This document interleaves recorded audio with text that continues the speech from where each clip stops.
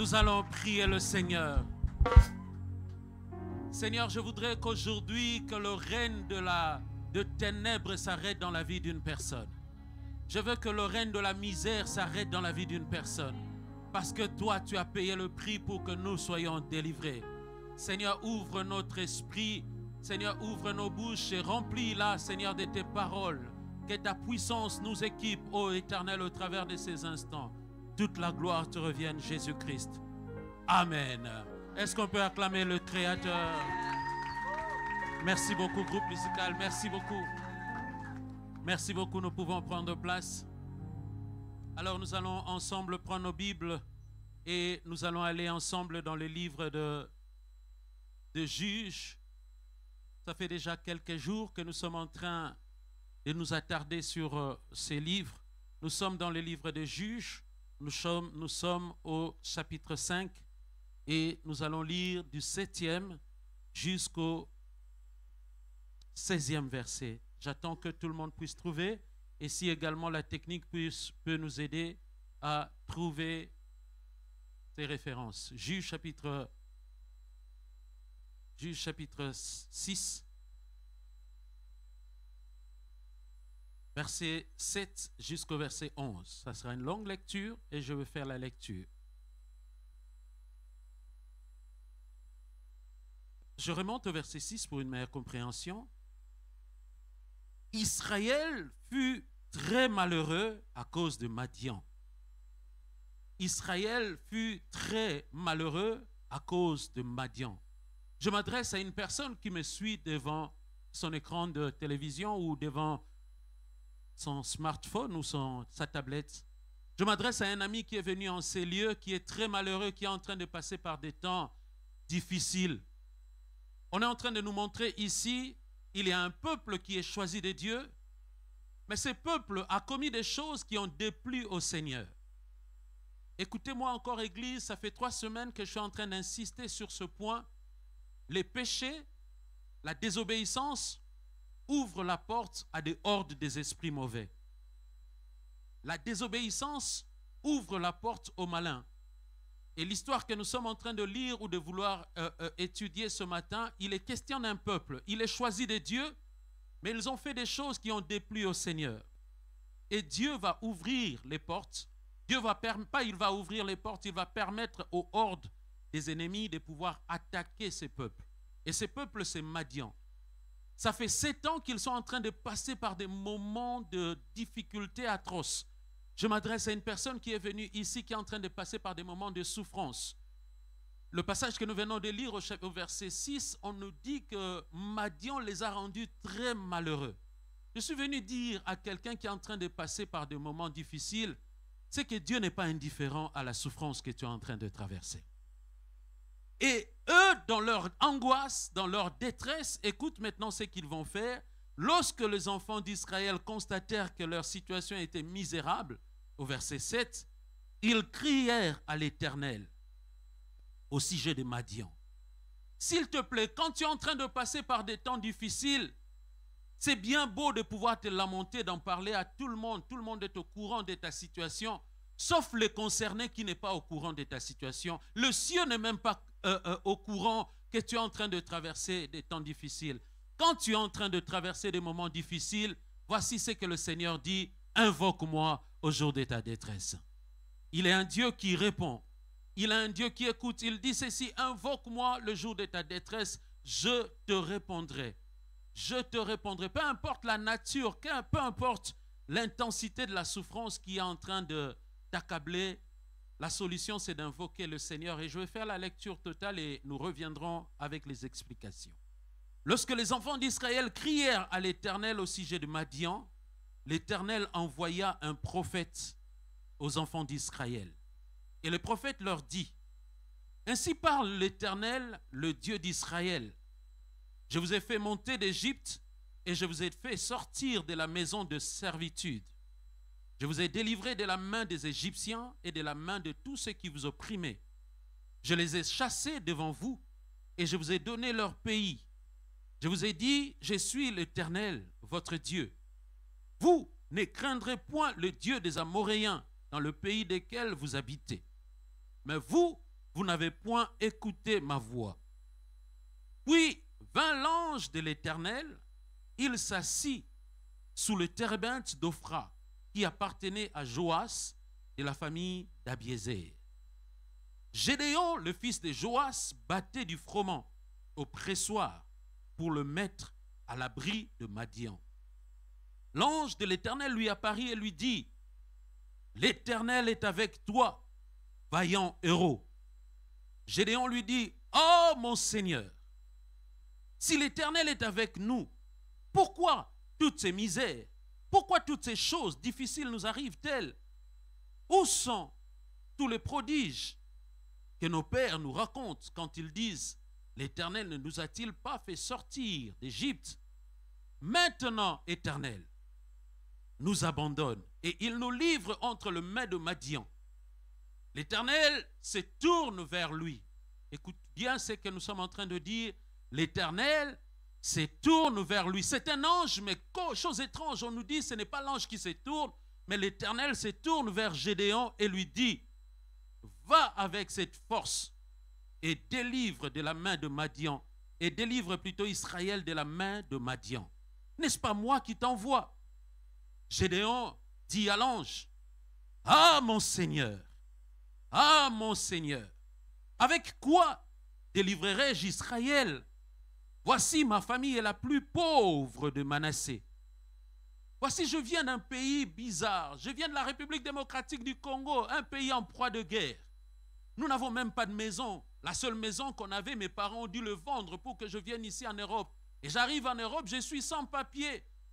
On habite à 15 dans un studio de 16 mètres carrés. Et tu me dis, moi, d'aller délivrer ton peuple. Non, Seigneur, tu es en train de te tromper. Avec quoi je vais le délivrer? Je n'ai qu'un CAP. Avec quoi je vais le faire? Je ne connais même pas les Écritures. Je ne sais même pas lire. Je n'ai pas été dans une école théologique. Avec quoi irais-je défendre ces gens-là? Mais écoute ce que l'Éternel lui dit. L'Éternel lui dit, je serai avec toi et toi, tu battras Madian comme un seul homme. Est-ce qu'on peut acclamer le Seigneur?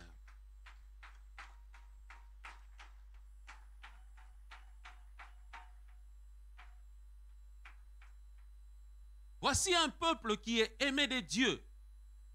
Voici un peuple qui est choisi par Dieu. Voici un peuple pour qui Dieu a des projets. Voici l'église qui est venue ce matin, tel que tu es, Dieu a des projets pour toi. Tel que tu es là, le Seigneur a un projet pour ta vie. Il dit, je connais le projet que je formais pour toi. Ce sont des projets de bonheur. Ce ne sont pas des projets de malheur. Je m'adresse à un ami qui me suit à la caméra. Dieu a des projets pour toi. Est-ce que quelqu'un peut confesser ensemble qu'il a des projets pour moi? Je m'adresse à quelqu'un qui ne m'a pas saisi, qui est en train de répondre timidement. Pourquoi? Parce que tu regardes à ta condition actuelle. Mais je suis venu dire à quelqu'un, est-ce que quelqu'un peut le confesser avec beaucoup plus de conviction? Dieu a des projets pour moi. Voici un peuple qui est choisi de Dieu, comme nous sommes en train de dire. Un peuple sur qui Dieu a des projets. Je suis venu dire encore à l'église que Dieu est à la recherche d'un peuple. Dieu est à la recherche d'une jeune fille. Dieu est à la recherche d'un homme. Dieu est à la recherche d'une famille. Pourquoi? Parce qu'il a des projets. Et ces projets, Dieu en tant que tout-puissant, il est tout à fait capable de pouvoir l'accomplir lui-même. Mais qu'est-ce que Dieu cherche à faire? Dieu voudrait t'associer, toi, humain. Il voudrait m'associer moi. Il voudrait associer ta famille pour que nous tous ensemble, nous soyons capables d'amener ses buts à son accomplissement sur la terre. Dans le livre de Matthieu, au chapitre 6, le Seigneur est en train de dire, quand vous priez, dites ceci, que ta volonté soit faite sur la terre, comme elle est faite où? Au ciel. Je suis venu dire à quelqu'un, il y a déjà une volonté qui est faite au ciel. Et le Seigneur est en train de chercher un homme. Le Seigneur est en train de chercher un homme, pourquoi? Où ça? Pas dans le ciel. Il n'est pas en train de chercher un ange, mais il est en train de chercher un humain. Et quand je parle d'un humain, ça veut dire qu'avec ses défauts, Dieu cherche quelqu'un avec ses défauts. Dieu cherche quelqu'un avec ses insuffisances. Dieu cherche quelqu'un avec ses incompétences, avec éventuellement ses erreurs. pour que Dieu te confie ses projets et que tu prennes ces projets, tu l'amènes sur la terre. Au fait, depuis janvier jusqu'à aujourd'hui, nous sommes en train de parler des exploits. Et justement, Dieu est en train de chercher quelqu'un qu'il pourrait responsabiliser afin que cette personne commence à marcher avec lui. Et quand il sera en train d'accomplir les projets de Dieu sur la terre, il serait en train d'accomplir en même temps les exploits. Et le but de mon message, c'est que tu sois cette personne que le Seigneur va trouver. Alléluia. Et ici, nous sommes en train de voir qu'il y a maintenant l'énigme complète. Il y a maintenant comme une espèce d'équation. Dieu trouve ces peuples, il trouve cette famille, il trouve cette nation qui s'appelle Israël, en qui Dieu veut le charger pour qu'ils accomplissent sa mission sur la terre. Mais il y a un problème. Dieu te trouve également, cher ami, toi qui es en train de me suivre à la caméra, toi qui es en train de me suivre derrière ton écran. Le but de Dieu, c'est que tu sois cette personne-là que Dieu voudrait utiliser. Mais quel est le problème? C'est que le peuple que Dieu a trouvé, ce peuple est sous l'esclavage. Il est sous la domination. Il est sous le contrôle de Madian. Ce peuple est en train d'être brimé. Ce peuple est en train d'être oppressé. Ce peuple est en train d'être malmené. Il souffre atrocement. Je m'adresse à une personne qui est venue ce matin, qui est malade. Et Dieu a un projet pour toi. Bien qu'il ait trouvé son peuple, il se pose une équation, comme nous sommes en train de dire ce matin. Quelle est cette équation ou encore quelle est cette énigme? C'est que le peuple que Dieu a trouvé, il est contrôlé par Madian. Est-ce qu'on peut dire ensemble Madian? Les dimanches derniers, nous avions essayé d'énumérer quelques caractéristiques de Madian. On a sorti 10 caractéristiques de Madian. Mais il y en a beaucoup. Et je voudrais juste m'arrêter à quelques caractéristiques de Madian ce matin que je voudrais rappeler. Donc, je reprends notre hypothèse. Dieu est en train de chercher un peuple. Il trouve ce peuple, mais ce peuple est dominé par Madian. Donc, parmi les 10 caractéristiques qu'on a énumérées sur Madian, la première caractéristique de Madian, nous avons vu que Madian est très fort. Madian est très puissant. Madian, il a des armes redoutables. C'est que quand Madian t'attrape, c'est que quand Madian te tient sous son oppression, aucun humain n'a le pouvoir de te délivrer de Madian. Voici ce peuple qui est choisi de Dieu. Il est trouvé par Dieu. Dieu veut responsabiliser ce peuple pour que ce peuple accomplisse ses desseins sur la terre. Mais nous sommes en train de dire, il y a une équation. Quelle est cette équation? Ce peuple est sous contrôle de Madian. Quelqu'un peut dire encore avec moi Madian ce matin. Madian le contrôle. Madian le brime. La Bible me dit que Madian le rend très malheureux. C'est que quand ce peuple osait entreprendre, osait s'aimer, dès que la sémence commençait à produire légèrement, qu'est-ce que Madian faisait? Madian leur sautait dessus et Madian détruisait tout. Madian est contre l'épanouissement de famille. Je m'adresse à une famille ce matin. Tu es en train de passer par des temps difficiles. Si tu ne sais pas, la personne qui est la source de tous ces désagréments, c'est Madian. Quelqu'un peut dire avec moi Madian. Madian, c'est lui qui envoie les ondes à distance. Nous avons vu que parmi les 10 caractéristiques de Madian, Madian est une force d'oppression.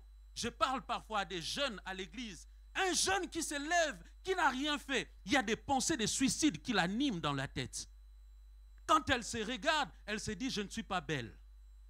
Quand elle se regarde, elle dit « je n'ai pas une belle taille, je suis trop grosse ». Quand elle se regarde, elle se dit « je suis trop mince ». Au fait, l'homme n'est jamais satisfait. Et quand le diable le voit comme ça, le diable continue à lui influencer à distance, à lui faire comprendre que tu n'es qu'un veau à rien. Et c'est ce que Madian faisait. Madian fait comprendre à Israël, vous êtes une bande d'incapables, une bande de veaux à rien. Et quand Israël se regarde, Israël est en train de réfléchir de la même manière que Madian est en train de le communiquer. S'il te plaît, cher ami qui me suit à la télévision, si tu es animé de pensées de suicide, si tu es animé de pensées mortifères ou morbides, que le Seigneur te délivre de ces choses. Madian le brime au tel point que quand Israël se regarde, Israël se voit comme un incapable. Alors Dieu se pose la question. Église du Seigneur, vous êtes venu à l'église ce matin. Je suis venu dire à quelqu'un, Dieu se pose des questions à ton sujet. Qu'est-ce que je veux faire? Mais ce que j'aime en Dieu, Dieu a toujours des réponses. Chère Église qui est venue là ce matin, Dieu a une réponse pour toi. Et les réponses de Dieu sont étranges. Dieu ne répond pas de la manière dont les humains répondent. Alléluia. Donc nous sommes en train de voir ensemble qu'il y a une équation, un peuple qui est choisi de Dieu, mais qui est captivé, contrôlé par une puissance dont personne ne peut défaire. Alors Dieu se pose la question, qu'est-ce que je peux faire pour que ce peuple puisse sortir de l'emprise de l'ennemi et commencer ainsi à mener mes projets à son accomplissement sur la terre? Voici les deux réponses de Dieu. Est-ce qu'on peut dire ensemble deux solutions? Est-ce qu'on peut dire ensemble deux solutions? La première solution de Dieu, la première réponse de Dieu, alors que ce peuple est contrôlé par un tyran, un puissant, la première solution de Dieu, la Bible dit, Dieu leur envoya un prophète. Vous êtes en train de voir que les réponses de Dieu sont très étranges. Voici un peuple qui est en proie à des ennemis. Si je suis président des États-Unis et que, je donne un exemple, le Togo est en train de traverser une situation difficile, les Togo me sollicitent, moi en tant que président des États-Unis, pour me dire, président Richard, président des États-Unis, nous sommes en train de passer par des moments difficiles. Il y a le terrorisme qui est en train d'envahir le nord de mon pays. En tant que président de la plus grande puissance, qu'est-ce que je vais faire? Je vais soit dépêcher des experts militaires, soit je vais leur envoyer des armes. Alléluia. Mais ce n'est pas la solution de Dieu. La solution de Dieu, c'est de leur envoyer sa parole. La Bible dit, dans leur détresse, ils invoquèrent le Seigneur et le Seigneur leur envoya sa parole. Et sa parole le guérit de leur maladie. Et sa parole le guérit de leur oppression. S'il te plaît, quand tu viens à l'église, aime la parole de Dieu. La parole est la source de la consolation. Quand tu écoutes la parole de Dieu, la parole te donne la foi. La parole te donne la foi. La parole te donne la conviction d'un Dieu puissant, un Dieu qui existe. Je ne suis pas venu vous présenter un Dieu faible, mais je suis venu vous présenter celui qui s'est présenté à Abraham. Quand Abraham avait 100 ans, il lui a dit, marche devant ma face, je m'appelle El Shaddai. Est-ce qu'on peut dire ensemble El Shaddai? Est-ce qu'on peut dire ensemble El Shaddai? Je suis venu vous présenter le Dieu tout suffisant.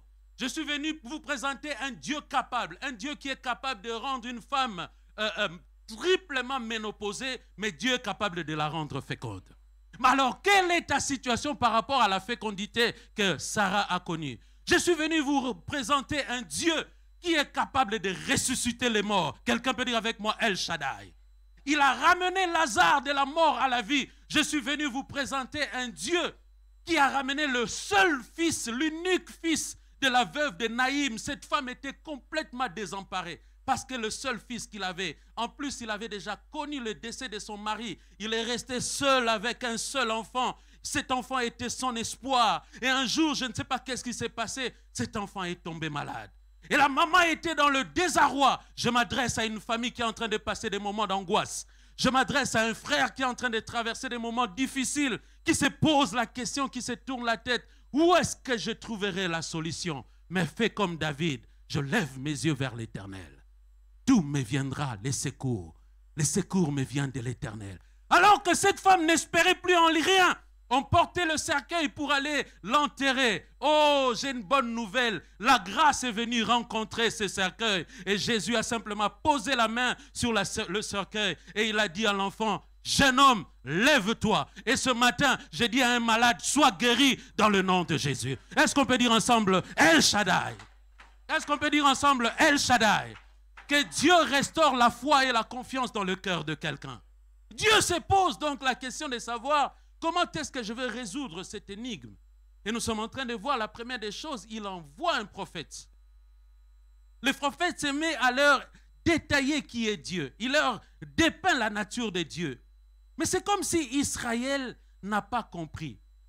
Pourquoi Dieu leur envoya sa parole? La Bible dit, vous connaîtrez la vérité. Et la vérité fera quoi?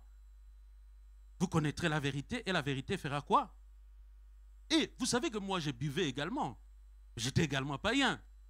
J'ai également fréquenté les boîtes de nuit. J'ai également bu. Mais quand la vérité est venue dans ma vie, la vérité m'a rendu libre. que la vérité puisse te rendre libre dans le nom de Jésus. La vérité a la capacité de rendre un masturbateur libre. La vérité est capable de délivrer quelqu'un qui est saoul, qui vit dans l'ivrognerie, qui est addict à l'alcool, qui est addict aux drogues. Que la vérité de la parole te rende libre dans le nom de Jésus. Dieu leur envoie un prophète vient avec la vérité qui s'appelle la parole de Dieu.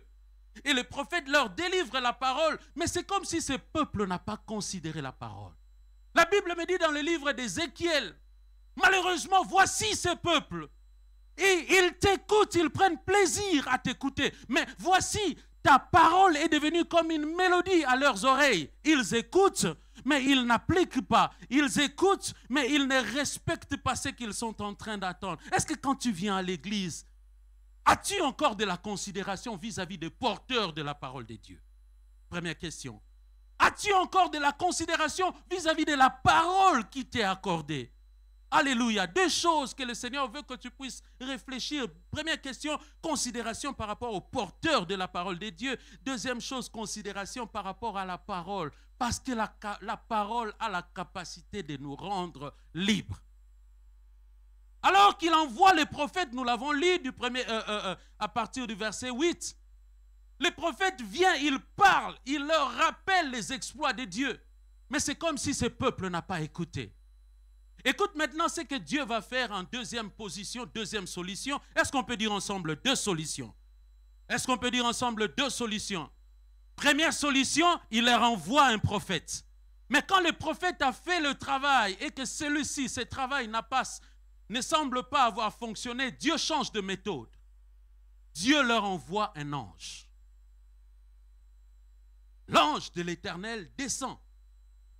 Et quand l'ange de l'Éternel est descendu, l'ange de l'Éternel est venu et il a trouvé un garçon caché dans une grotte, caché dans un endroit exigu, un endroit restreint, petit, caché. Il vit dans la peur, il vit dans l'angoisse, il vit dans l'intimidation, mais l'ange de l'Éternel vient le trouver. Que ce matin, l'ange de l'Éternel vient trouver quelqu'un dans les retranchements dans lesquels tu te trouves. Dans tes peurs, que l'ange de l'Éternel te croise. Dans tes angoisses, que l'ange de l'Éternel vienne te rencontrer. Dans tes suppositions, dans tes interrogations, dans tes énigmes, que l'ange de l'Éternel vienne te rencontrer. Il envoie l'ange de l'Éternel. Et les Écritures me disent que nous sommes toujours en train de voir que Dieu est à la recherche d'un peuple, mais il trouve ce peuple, mais ce peuple est contrôlé par des puissances impures. Et Dieu se pose la question, qu'est-ce que je veux faire? Il envoie les prophètes, mais la mission des prophètes n'a pas semblé réussir. Dieu dépêche alors un ange. Et quand l'ange vient trouver un garçon, il s'appelle Gédéon. Gédéon se cache dans une grotte. Il se cache dans un pressoir et il est en train de battre du froment. Vous savez, nous aimons manger du pain. Moi, j'aime manger la baguette de tradition, la baguette ancienne. C'est ce que j'aime manger. Mais avant que tu manges la baguette, c'est que tu dois savoir, la baguette provient du blé. Et les blés sont attachés à des tiges. Alors, qu'est-ce que les gens faisaient dans l'ancien temps? Ils prenaient le morceau de blé, ils les battaient comme ça. Vous êtes en train de voir? Quand ils battaient le grain comme ça, le grain maintenant sortait des tiges et ils pouvaient le ramasser. Mais normalement, c'est un travail qui doit se faire à l'extérieur, à un endroit libre. Mais Madian a tellement peur des ennemis qu'il est parti se cacher dans une grotte. Et quand il est en train de travailler, ça veut dire que c'était un endroit difficile à travailler. Il faisait chaud.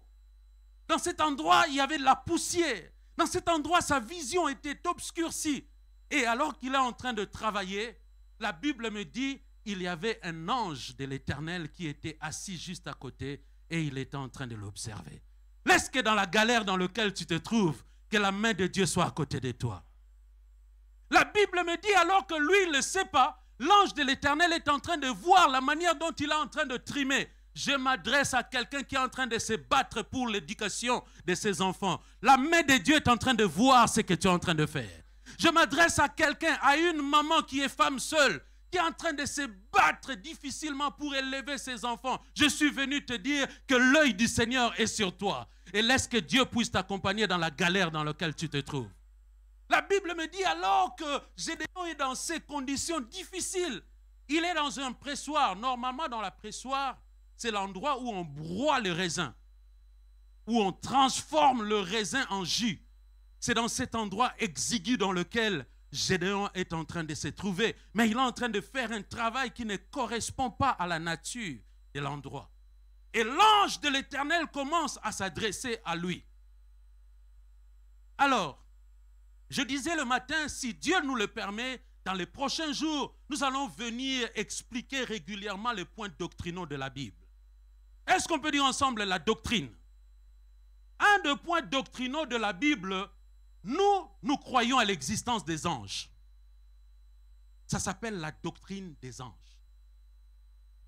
Je n'aurai pas le temps de tout expliquer, mais je vais dire 5 choses concernant les anges ce matin. 1. Qui sont les anges? Les anges sont des serviteurs de Dieu. Ils sont des envoyés de Dieu que Dieu dépêche pour venir au secours des humains. Quand tu es en train de prier dans le livre de Daniel, laisse-moi dire à l'Église que la prière active, si je peux répéter, si je peux faire la tautologie, la prière, je change ma phrase, la prière déclenche une activité angélique. Quelqu'un ne m'a pas saisi. Nous avons dit que les anges sont au service de Dieu et la prière déclenche l'activité angélique. Quand tu pries, Dieu entend la prière. Et quand Dieu entend la prière, qu'est-ce que Dieu fait? Dieu dépêche les anges. Et les anges viennent à notre secours. Ils viennent pour nous aider à accomplir un certain nombre de choses. Première chose, concernant les anges sont au service du Seigneur. Deuxième chose concernant les anges, s'il te plaît, ne blague pas avec les anges. Les anges sont puissants. Quand tu lis les livres d'Apocalypse, appelés également les livres de la Révélation, on nous parle beaucoup des anges. La Bible dit, et j'ai vu un ange puissant qui tenait l'air, qui empêchait à ce que l'air puisse se répandre. Et j'ai vu un autre ange puissant qui sonnait de la trompette. Et au son de la trompette, il était en train de commander des fléaux. Et le jour où Jésus a été ressuscité, j'ai vu un ange puissant qui est venu et qui a roulé la pierre sans l'intervention des hommes. Peut-on dire ensemble, les anges sont puissants? Est-ce qu'on peut dire ensemble, les anges sont puissants? Première chose, les anges sont des serviteurs de Dieu. Deuxième chose, ils sont puissants. Troisième chose concernant les anges n'ont pas de sexe. Ils ne sont ni femmes, ni hommes. Et ils n'ont pas la capacité de procréer. Troisième chose. Ils sont puissants, ils ne sont ni femmes ni hommes. Ils n'ont pas la capacité de procréer. Quatrième chose concernant les anges. Les anges, ils ont des noms comme nous les humains. Mon prénom, c'est Richard. Et chaque ange a un nom. Est-ce que vous êtes en train de comprendre? Ils ne sont pas démunis de noms, ils ont des noms. Mais cependant, la Bible ne nous présente que le nom de 3 anges. Est-ce que vous êtes en train de comprendre jusqu'à présent? Les anges ont des noms, mais la Bible ne nous présente que le nom de 3 anges. Notre frère Vachil, je ne l'ai pas vu, son fils s'appelle Raphaël. Et quand tu lis selon certaines traditions, on dit que Raphaël, c'est le nom d'un ange. Bon, je ne sais pas dans quel dictionnaire ils l'ont lu. Mais la Bible, à moi, ne me présente que 3 noms des anges. Est-ce que quelqu'un connaît ces noms? Le premier nom d'un ange qui était connu et qui était un des anges le plus aimé de Dieu, il s'appelait Lucifer. Lucifer. Son nom est composé de 2 radicales, ça veut dire lux, qui veut dire lumière, et fera, qui veut dire porteur. Il était le plus beau, le plus puissant de tous les anges. C'est lui que Dieu aimait. Mais la Bible me dit, cet ange, l'orgueil est monté dans son cœur. S'il te plaît, si tu es orgueilleux, change. Femme, si tu es orgueilleuse, change. Parce que s'il y a une chose que Dieu n'aime pas les orgueilleux. Écoute ce qu'il dit dans sa Bible. Dieu résiste aux orgueilleux. C'est-à-dire, si tu es orgueilleux, c'est Dieu lui-même qui va se tenir devant toi et il va te résister. Mais qu'est-ce qu'il fait? Il fait grâce à qui? Aux humbles. Alléluia. Et cet ange s'appelait Lucifer. Nous sommes en train de voir la quatrième caractéristique des anges, c'est que les anges ont des noms. Et cet ange que nous connaissons, c'est dans le livre d'Ézéchiel, c'est dans le livre d'Apocalypse au chapitre 12, c'est dans le livre d'Ézéchiel au chapitre 28, c'est dans le livre d'Ésaïe au chapitre 14. La Bible dit que l'orgueil est monté dans son cœur. Il a vu l'adoration qui était consacrée à Dieu. Il a dit, moi, je veux ça. Écoutez-moi, Église. Parmi les commandements de Dieu, Dieu te dit, tu ne convoiteras pas les choses qui sont dans la maison de ton frère. S'il te plaît, si ton frère a une belle voiture, fais-lui des éloges, mais ne convoite pas. Si ton frère a une belle femme, fais-lui des éloges, mais ne convoite pas sa femme. Celui-ci a convoité la louange qui était due à Dieu. Et il a dit, je monterai, je m'asseoirai sur le trône et je prendrai sa place. Oh, simple créature. Est-ce qu'une créature peut-il combattre le Créateur? Dans le livre d'Apocalypse au chapitre 12, la Bible dit, et il y eut guerre entre le serpent, entre le dragon ancien et la partie qui est restée loyale à Dieu. La Bible me dit que les anges du dragon combatturent contre Michael. Deuxième nom des anges, c'est l'ange qui? Michael. Est-ce qu'on peut dire ensemble Michael? C'est un ange qui est puissant. La Bible nous le présente 3 fois dans la Bible. Dans le livre d'Apocalypse, on est en train de nous le présenter. Quand il y a eu la rébellion dans le ciel, Dieu ne pouvait pas combattre Lucifer parce qu'il est trop puissant. Et qu'est-ce que Dieu a fait? Les anges sont au service de Dieu. Dieu va dépêcher un autre ange et celui-ci s'appelle Michael. Et quand Michael est venu, Michael a combattu le serpent ancien qui s'appelle le dragon et Lucifer. Et tous les anges qu'il avait séduits ont été dépêchés sur la terre. Ils ont été précipités, ils ont été vaincus.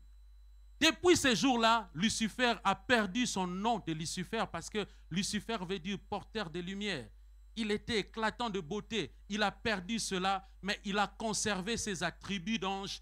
Lucifer, désormais on l'appelle le diable ou Satan. Il a gardé ses attributs de puissance, mais il a perdu la dimension des anges loyaux. Il a perdu la loyauté. Il a perdu l'éclat de la beauté. Et désormais on ne l'appelle plus Lucifer. Désormais on l'appelle qui? Satan. Premier ange dont nous connaissons les noms, c'est Lucifer. Deuxième ange dont nous connaissons le nom, c'est Michael. Et enfin, le troisième ange dont nous connaissons le nom, tout le monde le connaît. Comment il s'appelle? Comment il s'appelle? Est-ce qu'on peut acclamer Gabriel parce qu'il est resté loyal à Dieu? Le troisième ange, il s'appelle Gabriel. C'est un messager. On le voit souvent quand il est question de porter des messages. Il avait porté un message à Daniel. Il s'est présenté devant Zacharie, le père de Jean-Baptiste. Vous vous souvenez, non? Et c'est le même ange qui s'est présenté devant Marie pour lui annoncer que tu seras enceinte et tu enfanteras un enfant. Et nous sommes en train de voir ici dans le livre des Juges que Dieu dépêche un ange. Et nous sommes en train de voir parmi les caractéristiques des anges, c'est que les anges ont de prénoms. Et cet ange, c'est un ange particulier. On l'appelle l'ange de l'Éternel. Je voudrais ajouter une 5e caractéristique des anges. C'est que quand tu rencontres un véritable ange de Dieu, les anges de Dieu, si tu rêves la nuit que tu as vu une apparition angélique, et si tu veux faire la différence entre les anges de Dieu et les anges du diable, la seule chose qui te permet de le comprendre, un ange de Dieu ne te demandera jamais quoi? Est-ce qu'on peut acclamer ensemble? Les anges de Dieu ne demandent jamais l'adoration parce qu'eux, ils sont au service de Dieu. Et ils savent une chose, que c'est à Dieu qu'appartient la gloire, l'adoration et la louange. Daniel a rencontré un ange puissant. Il était tellement puissant que la Bible me dit dans le livre de Daniel que Daniel tomba à genoux et il a voulu adorer cet ange. Et l'ange a dit, hey, Daniel, ne l'essaye surtout pas. Vous savez que dans notre génération, on commence à adorer des hommes de Dieu, mais ne le fais surtout pas avec moi, parce que je vais le refuser catégoriquement. Daniel a voulu le faire, mais l'ange a dit, ce n'est pas à moi qu'appartient la louange.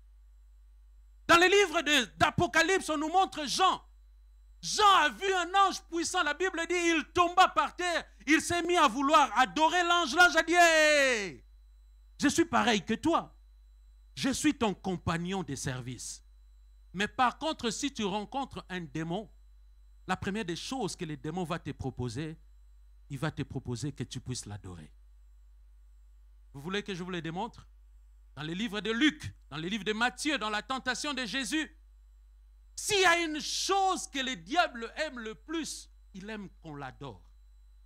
Quand il a croisé Jésus, il a dit à Jésus, tu vois tout ce monde, tu vois Paris, tu vois Dubaï, tu vois Kinshasa, tu vois les coltons, tu vois toutes ces choses-là, ça m'appartient. Il dit, prosterne-toi devant moi, adore-moi et je te donnerai toutes ces choses. Vous savez que nos stars de cinéma, nos stars de musique, ce sont les choses qu'ils vont aller chercher chez l'autre. Ils vont vendre leur âme. Ils vont se prosterner devant les démons. Ils vont se prosterner devant les statues ancestrales. Ils vont se prosterner devant les totems. En contrepartie, cette statue ou ces totems leur procure la puissance. Mais laisse-moi te dire, la puissance que l'ennemi donne, c'est une puissance éphémère. Et en contrepartie de cette puissance, je voudrais dire à quelqu'un, quand tu donnes quelque chose au diable, quand tu lui donnes l'adoration, tu sais ce que le diable te donne. Il va te donner la puissance. Il va te donner la force. Il va te donner de l'argent. Parce que le diable rend riche. Le diable rend célèbre. Le diable rend puissant. Tu sais les choses qu'il va te donner. Mais les choses qu'il va te reprendre, tu ne le sais jamais. Tu sais ce qu'il donne. Dans le livre de Genèse au chapitre 3, quand il est venu voir Adam et Ève, il leur a dit, mangez les fruits, vos yeux s'ouvriront, vous serez comme des dieux, vous aurez la connaissance du bien et du mal. Il leur a présenté ce qu'il pourrait avoir. Mais le diable ne te présentera jamais ce que tu perds. Alors fais attention, ne fais pas de deals avec lui, parce que certains deals que tu fais avec lui engagent même la progéniture, engagent tes enfants, engagent ta vie pour des siècles et des siècles. Est-ce qu'on peut dire ensemble Jésus-Christ? Les anges ont des noms, mais cet ange qui est venu voir Gédéon, ce sont des anges, c'est un ange qui est particulier. On l'appelle l'ange de l'Éternel. Quand tu parcours les Écritures, cet ange apparaît de temps en temps. Dans les livres de Juges, il est apparu 2 fois. La première fois, il est apparu devant Gédéon. La deuxième fois, il est apparu avant que Samson puisse naître. Il a rencontré les parents de Samson. La troisième fois, cet ange est apparu, il est apparu devant Moïse, devant le buisson ardent. La 4e fois, cet ange est apparu devant Agar dans le désert.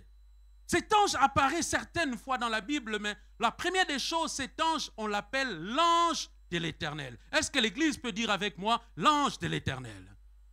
Cher ami qui me suit à la caméra, est-ce que tu peux dire avec moi l'ange de l'Éternel? La particularité de cet ange de l'Éternel, il n'a pas un nom. Voulez-vous que je vous le démontre? 2 références dans les Écritures. Dans les livres de Genèse, l'ange de l'Éternel croise Jacob. Il était nuit, ils sont en train de se battre. Jacob lui dit, dis-moi ton nom.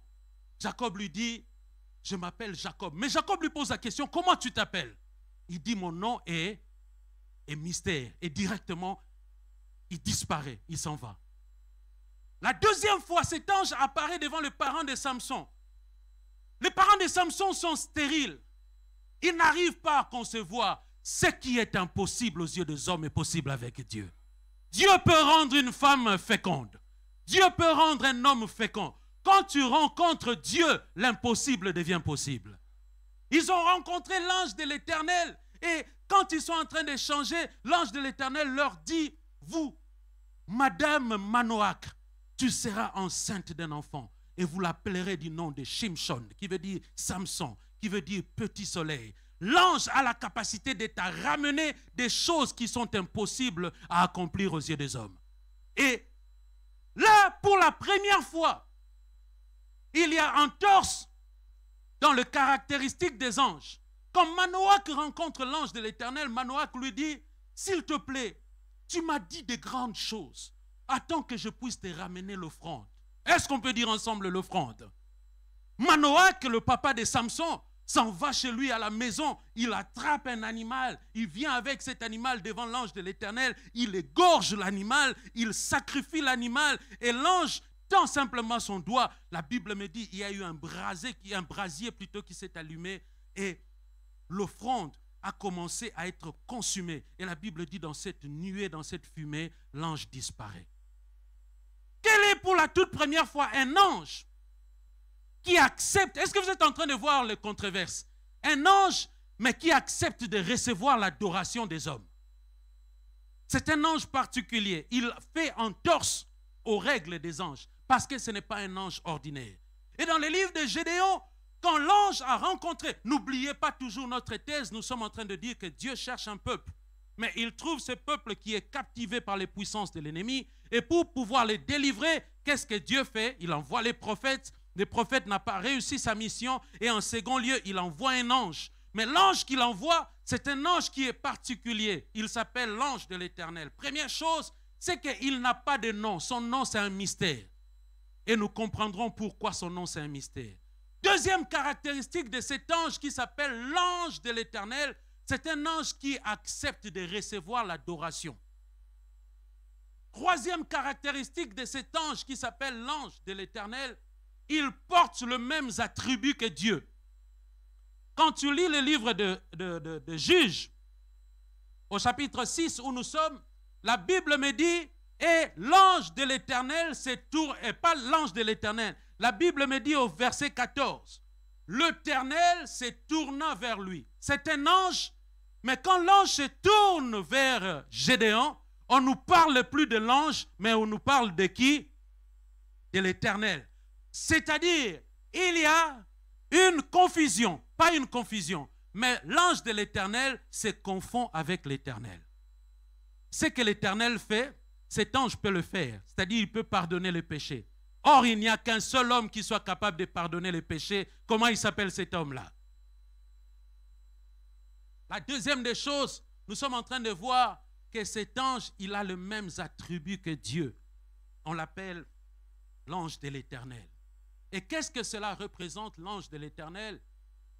Il y a un terme théologique, on appelle ça la théophanie.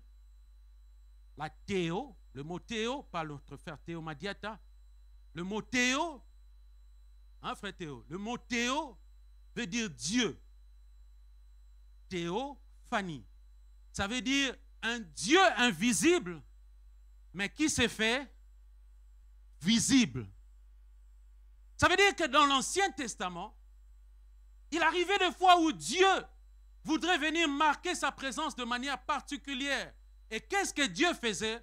Plutôt que d'envoyer un ange, lui-même, il empruntait la forme d'un ange. Est-ce que quelqu'un me suit jusqu'à présent? Et il descendait sur la terre et il accomplissait les choses. Donc nous avons vu qu'il y a deux solutions que Dieu met ensemble pour délivrer un peuple. C'est que la délivrance passe par les prophètes, les paroles des prophètes, et la deuxième des choses, la délivrance passe par les paroles d'un ange.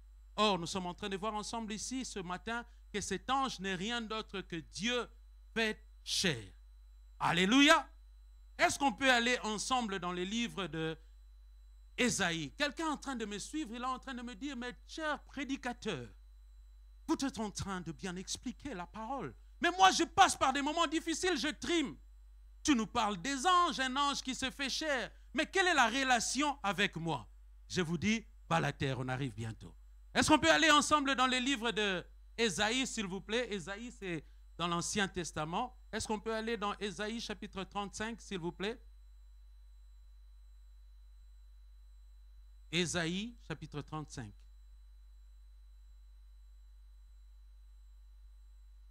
Nous sommes en train de voir que dans leur galère, ils crièrent vers l'Éternel, ce peuple qui est brimé par Dieu. Ils crièrent vers le Seigneur leur envoie deux solutions. Il leur envoie l'ange, il leur envoie d'abord les prophètes, ensuite il leur envoie un ange. Mais cet ange, c'est un ange particulier. En réalité, nous avons parlé du terme théophanie qui veut dire la manifestation visible, mais d'un Dieu qui est invisible.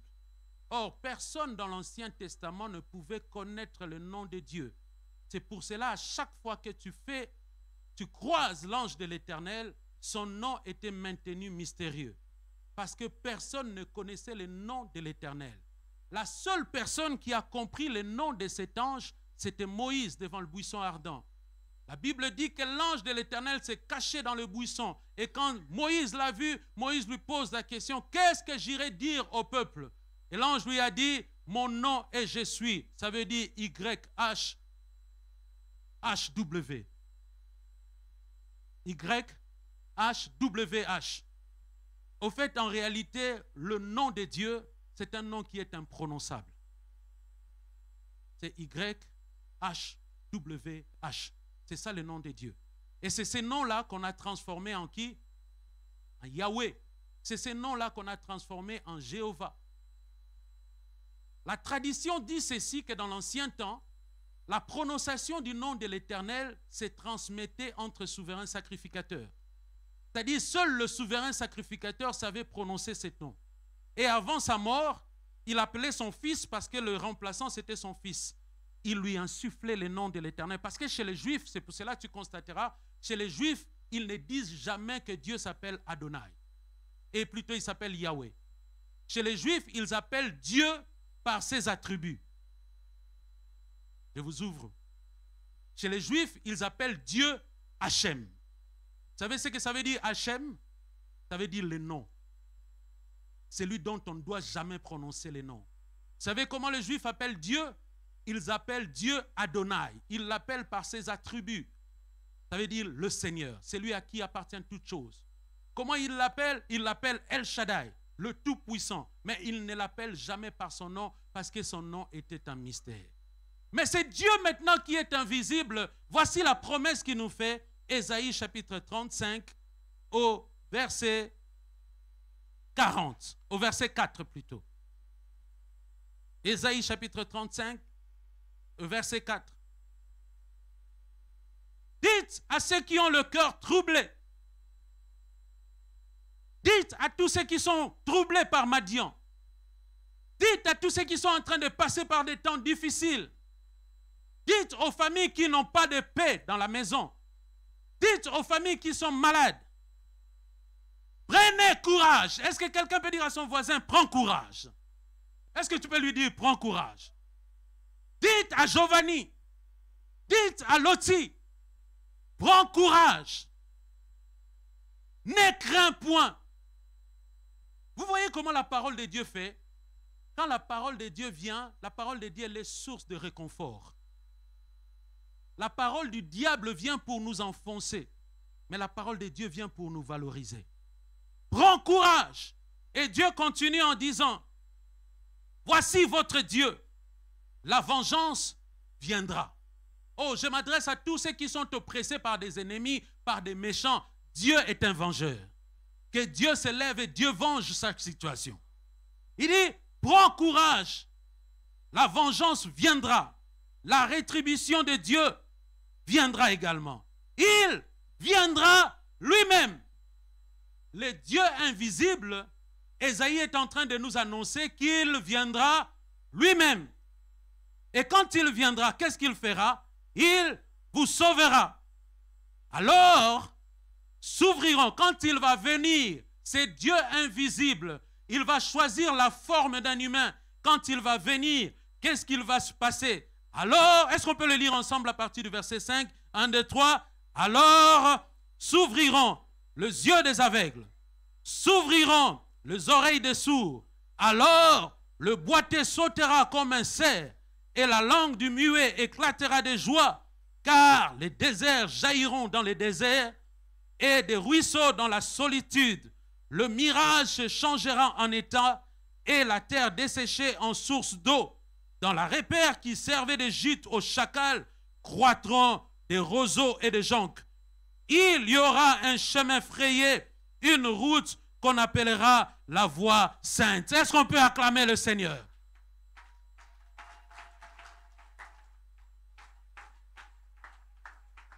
Voici l'énigme de Dieu. Nous sommes en train de dire que Dieu constate qu'il est en train de chercher un peuple, mais son peuple est captif.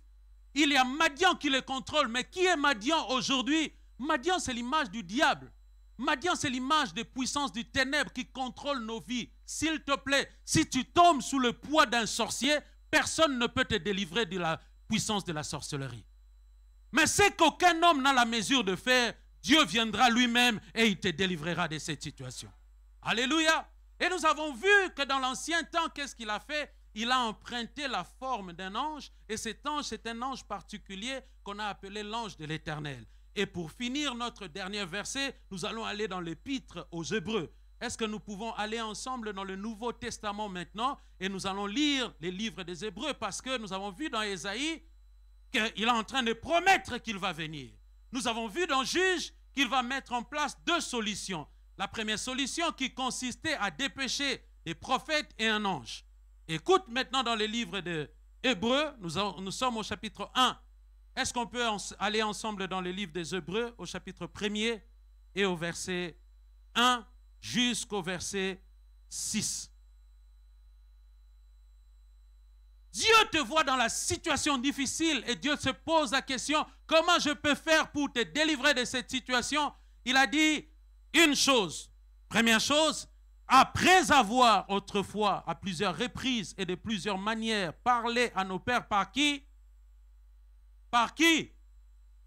Est-ce que vous avez vu que dans le livre des Juges, lui également, quand il a voulu délivrer, il avait envoyé d'abord qui? Les prophètes. Et ici, il est en train de relater ce qu'il a fait dans le passé.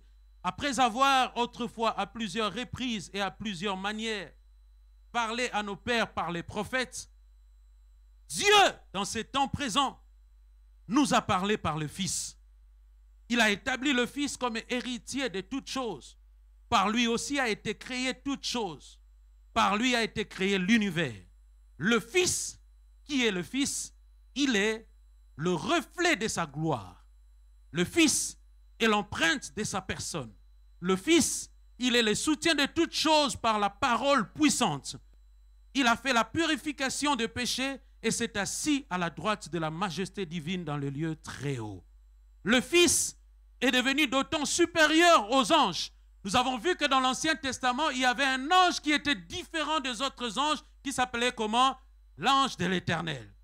Et maintenant, Dieu est en train de faire une comparaison entre le Fils et les anges. Il dit le Fils, il est différent d'autant supérieur aux anges qu'il a hérité d'un nom. Vous vous souvenez que dans l'Ancien Testament, les anges avaient des noms, non? Maintenant, dans le Nouveau Testament, lui également, comme il est venu en tant qu'un ange, il doit avoir un nom. Mais écoute la particularité de ces noms. Car il est devenu d'autant supérieur aux anges qu'il a hérité d'un nom plus excellent que le leur. Afin qu'au nom de Jésus, tout genou fasse quoi? Et que toute langue puisse confesser qu'il est. Car auquel des anges Dieu a-t-il jamais dit, tu es mon fils, je t'ai engendré aujourd'hui, et encore je serai pour toi un père, et il sera pour moi un fils. Voici la conclusion de notre message. Nous sommes en train de voir que le peuple est en train de souffrir. L'humanité est en train de passer par des temps difficiles. Et l'humanité est contrôlée non plus par Madian, parce que Madian n'était qu'une représentation. L'humanité est contrôlée par les puissances du ténèbre, par le diable et par ses acolytes, par les démons ainsi que ses acolytes. Et Dieu se pose la question, qu'est-ce que je peux faire pour libérer ce peuple de l'emprise du malin? Et qu'est-ce que Dieu fait? Dieu a envoyé dans l'ancien temps, c'est ce que nous venons de lire au verset 1. Il a envoyé des prophètes. Il a envoyé Ézéchiel. Il a envoyé Ésaïe. Il a envoyé tous ces anciens. Mais leur travail n'a pas réussi à sortir l'homme de l'emprise de l'ennemi. Et Dieu s'est dit, moi-même je veux descendre. Dans l'ancien temps, l'ange de l'Éternel apparaissait de temps en temps, puis il disparaissait. Dieu était simplement en train d'annoncer qu'il allait venir et qu'il allait rester 33 ans sur la terre. Et qu'il allait venir, qu'il allait se faire chair. La Bible dit dans le livre de Jean au chapitre 1er verset 1, au commencement était la parole. Et la parole était avec Dieu. Et la parole était Dieu. Nous sommes en train de vous expliquer la seule possibilité que tu puisses te sortir du griffe de l'ennemi, c'est par la parole. Mais Dieu fait quoi? Au commencement, il était parole. Cette parole était avec Dieu et cette parole était Dieu. Et qu'est-ce que cette parole a fait? cette parole s'est revêtue la chair. Et il est descendu au milieu de nous. Il a revêtu la chair. C'est ce qu'on appelle la Christophanie ou encore la théophanie. Qu'est-ce qui se passe? Dieu s'est fait chair. Le Dieu qui nous a fait des promesses dans le livre d'Ésaïe, il a dit, je viendrai moi-même et je viendrai vous secourir. Et comment il vient pour nous secourir? Il vient nous secourir au travers de Jésus. Est-ce qu'on peut acclamer Jésus ce midi? Est-ce qu'on peut acclamer Jésus ce midi? Est-ce qu'on peut l'acclamer ce midi? Acclamons Jésus. Acclamons Jésus. Jésus est la solution. Est-ce qu'on peut dire ensemble, Jésus est la solution? Est-ce qu'on peut dire, Jésus est la solution? Jésus est la solution. Est-ce qu'on peut se lever, s'il vous plaît? On acclame Jésus, il est la solution. Jésus est la solution. Alléluia. Dans l'ancien temps, l'ange de l'Éternel n'avait pas un nom. Son nom était mystère.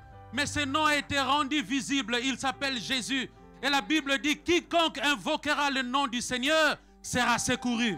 Il y a quelqu'un qui est en train de traverser des situations difficiles ce matin. Dieu peut te secourir.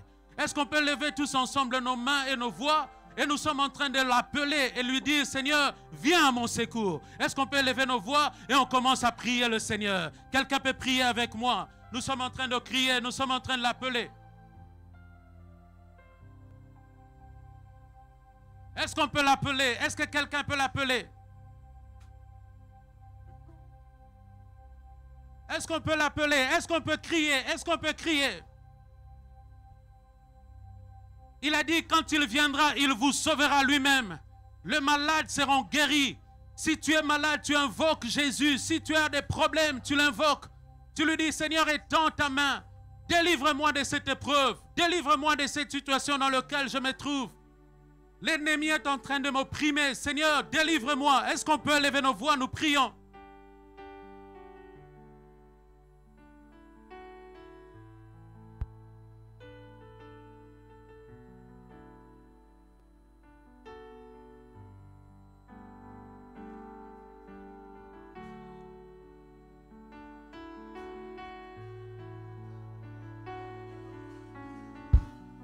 Invoquons-le encore une dernière fois avant de rendre le micro. Encore quelques moments. C'est ton Père. N'aie pas honte.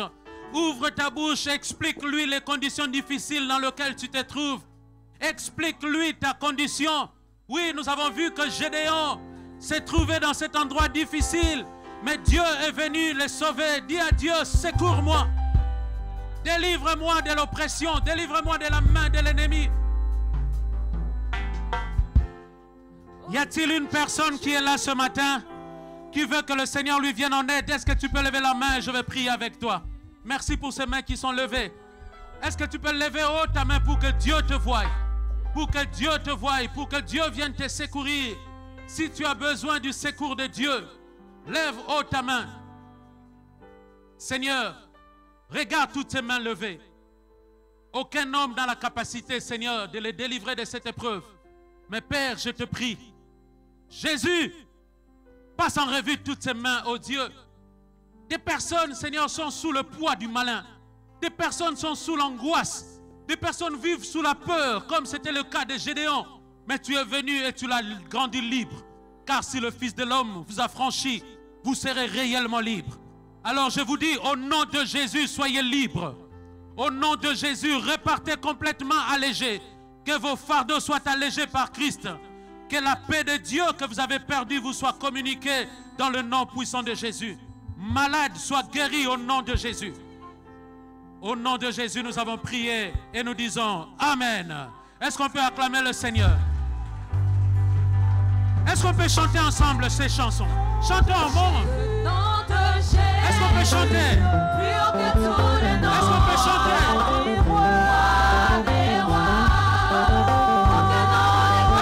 Chanter.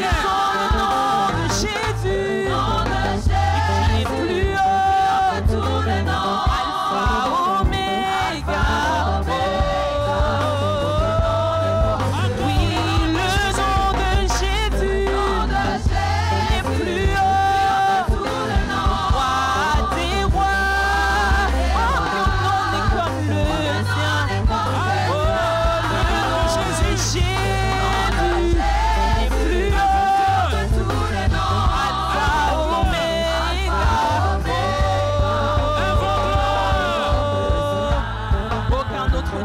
n'a vaincu la mort.